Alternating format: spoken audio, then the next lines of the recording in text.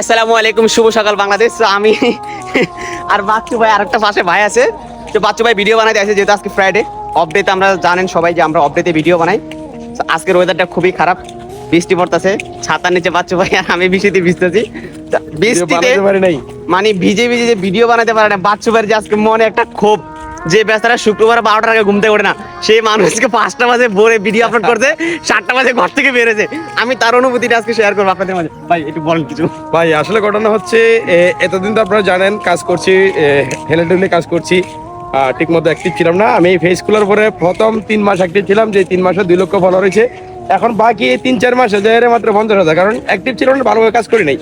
যেহেতু আলহামদুলিল্লাহ আপনাদের দোয়া কালকে যেহেতু সেট আপ পেয়ে গেছি, তাহলে এখন তো সেট আপ যেহেতু পাইছি, এখন কাজ করতে হবে, ভিডিও মেক করতে হবে, কারণ ভিডিও ছাড়া কোনো অপশন নাই।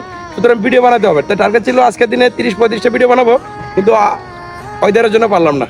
একবার চিন্তা করে দেখেন, যে মানুষটা আমার কাছে এটাই সবচেয়ে ব্রাডফুল লাগে, যে আমি যে মানুষটাকে 12টা বাজে ঘুম থেকে উঠাতে পারতাম না, সে মানুষটা আজকে আমারে থুয়া আমি ঘুম থেকে উঠছি 8টা বাজে, এই 7টা বাজে ভিডিও বানাতে পারি, ভিডিও স্থানে প্রস্তুত।